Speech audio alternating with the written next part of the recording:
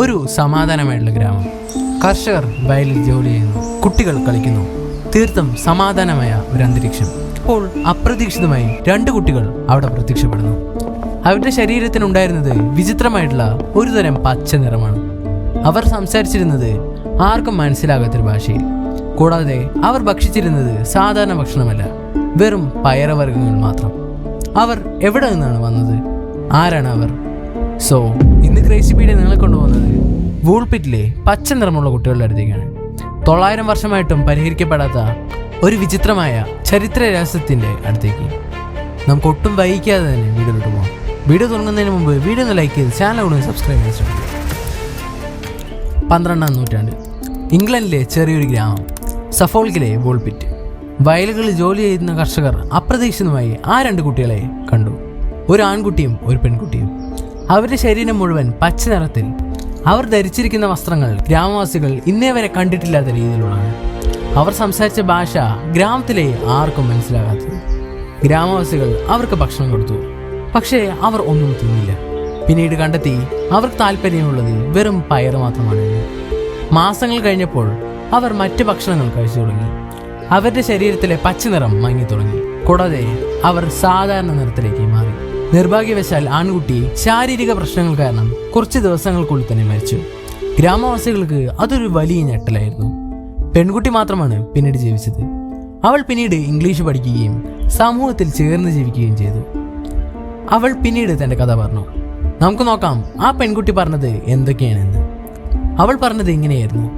അവർ വരുന്നത് saint Martin's land എന്ന സ്ഥലത്ത് നിന്നാണ്. അവിടെ എല്ലായ്പ്പോഴും സന്ധ്യാസമയം പോലെയുള്ള പ്രകാശമാണ് ഉണ്ടായിരുന്നത്. അവിടുത്തെ ജനങ്ങൾ എല്ലാം പച്ച നിറമുള്ളവർ. അവർ മൃഗങ്ങളെ മേയ്ക്കുന്നതിനിടെ ഒരു വലിയ ശബ്ദം കേട്ടു. പിന്നീട് അവർ ഒരു ഗുഹയിലൂടെ നടന്നപ്പോൾ അപ്രതീക്ഷിതമായി വൂൾപിറ്റിലെത്തി. പക്ഷേ എങ്ങനെ സംഭവിച്ചുവെന്ന് അവൾക്കും വ്യക്തമല്ലായിരുന്നു. ഈ സംഭവം വെറും ഒരു കഥ മാത്രമല്ല.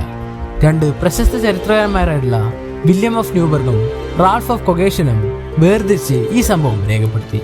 അതുകൊണ്ട് തന്നെ പലർക്കും വിശ്വാസമായി ഇത് യഥാർത്ഥത്തിൽ സംഭവിച്ച സംഭവമാണെന്ന്.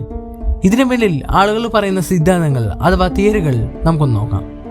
ചിലർ പറയുന്നു ഇവർ മറ്റൊരു ലോകത്തിൽ നിന്നാണ്. മറ്റു ചിലർ പറയുന്നത് പെൺകുട്ടിയുടെ വിവരണം പ്രകാരം അവർ ഗുഹകളിൽ ജീവിക്കുന്നവരായിരിക്കാം. മൂന്നാമത്തെ തിയറി എന്നത് അന്യഗ്രഹ ജീവികളുടെ സിദ്ധാന്തമാണ്. അവർ ഭൂമിയിലെത്തിയ അന്യഗ്രഹ ജീവികളായിരിക്കാം. കൂടാതെ ചരിത്രകാരന്മാർക്കൊരു പ്രായോഗിക വിശദീകരണമുണ്ട്.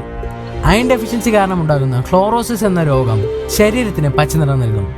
അതുകൊണ്ടാണ് അവരുടെ സ്കിന്നിന് ഗ്രീൻ കളർ വരാൻ കാരണം. അവർ സംസാരിച്ച ഭാഷ വൂൾപിറ്റിനടുത്തുള്ള പ്രാദേശിക ഭാഷ ആയിരിക്കാമെന്ന് അവർ വാദിക്കുന്നു. എന്നാൽ ഈ ചോദ്യം ഇപ്പോഴും നിലനിൽക്കുന്നു. എന്താണ് സത്യം? വൂൾപിറ്റിലെ പച്ചക്കുട്ടികൾ ശരിക്കും ഉണ്ടായിരുന്നു, അല്ലെങ്കിൽ ഇത് വെറും ഒരു ജനകീയ കഥയാണോ? അതുമല്ലെങ്കിൽ അവർ മറ്റൊരു ലോകത്ത് നിന്ന്, അതോ നമ്മുടെ ലോകത്തിനുള്ളിൽ തന്നെ അവർ ഉള്ളവരായിരുന്നോ? ഇന്നും 900 വർഷങ്ങൾ കഴിഞ്ഞിട്ടും ആർക്കും തന്നെ ഒരു ഉറപ്പായി പറയാൻ കഴിയുന്നില്ല.